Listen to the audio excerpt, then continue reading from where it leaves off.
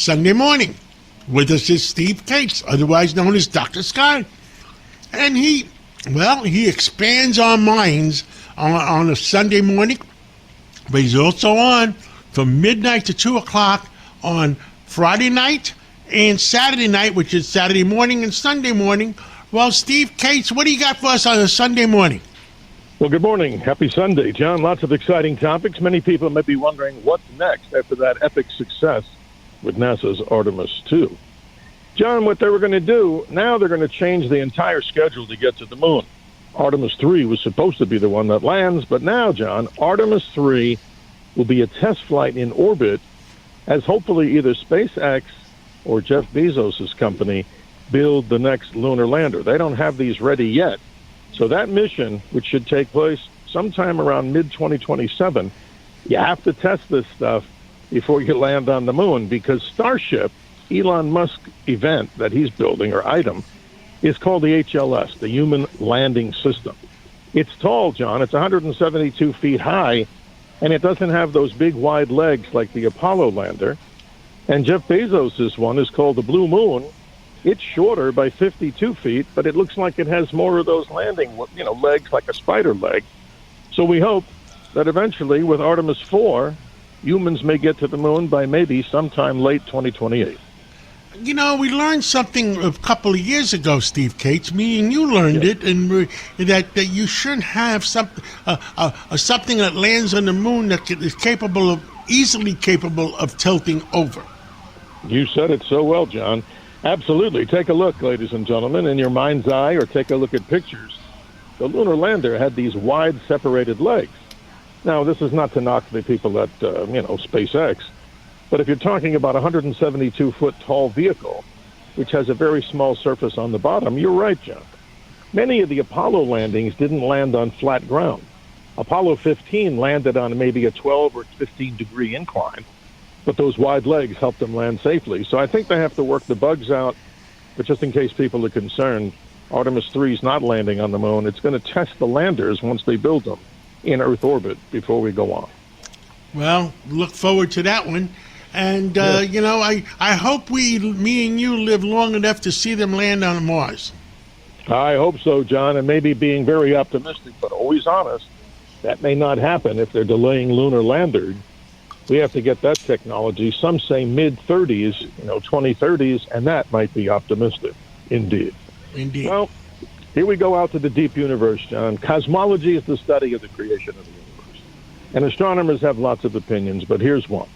Someday, many say, sadly, the universe will rip apart.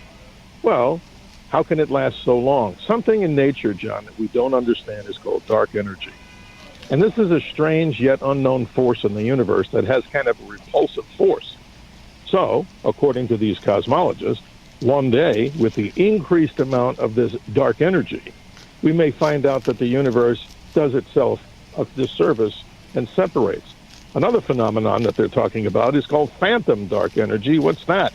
An even greater negative force in the universe. So, John, as we all know, nothing lasts forever. How about that? Well, nothing lasts forever except the universe, because we're not going to be around to see it not last. Absolutely, John. And now we go to the mystery of the week. And here we go. This one's even the most bizarre one we could talk about. The question is time an illusion? Because, John, physics equations do not specify a present moment, like you and I are talking as people are hearing this. But the flow of time is a construct that many believe is simply created inside of our brain. Now, how does that make any sense? The big force in the universe is gravity, and Einstein proved this, John, that gravity warps time. So the whole thing, maybe everything that we see in this world, as far as time, it sounds crazy, but it may also be an illusion, and that's the stuff that we have to figure out in what's called quantum physics. Well, that is something. I mean, tell us, Steve Cates, has anything else come out on the other side of the moon? Anything they saw or anything unusual? Yes, John, they saw something very interesting. A lot of times when people, of course, flew those lunar missions on Apollo, they were too close to the surface of the moon. But these astronauts on Artemis II, they planned it so they'd fly about 4,000 miles above the moon. John, they actually saw impacts, flashes of light on the far side of the moon, meaning in the darker regions. That's incredible, and it goes to testify for this problem. If they could visualize seeing those items strike the surface of the moon and flash up, that tells us that when we build habitation on the moon, not to scare anybody who's a future astronaut, but we have to have some kind of habitation module. Even a small rock the size of a pebble, John, even smaller, could penetrate an astronaut spacesuit. And then God help us when we have the ones the size of vehicles and even bigger ones that create these giant craters. So they saw something unusual when they went through that far side of the moon. That's amazing. Well, the one thing they're not telling us about is if the astronauts traveling for 8 months, 9 months to Mars, if they can take that much radiation. You know, John, that's a big one. And there's NASA people on this particular mission. They flew slightly in the outer areas of the Van Allen belt where radiation exists.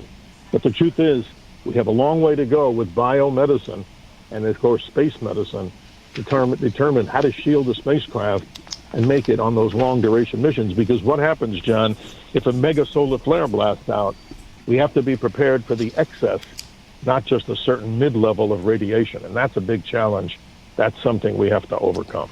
Thank you, Steve Cates, and we'll talk to you again real soon. Thank you, John. Have a great Sunday, and to the listeners, have a good morning.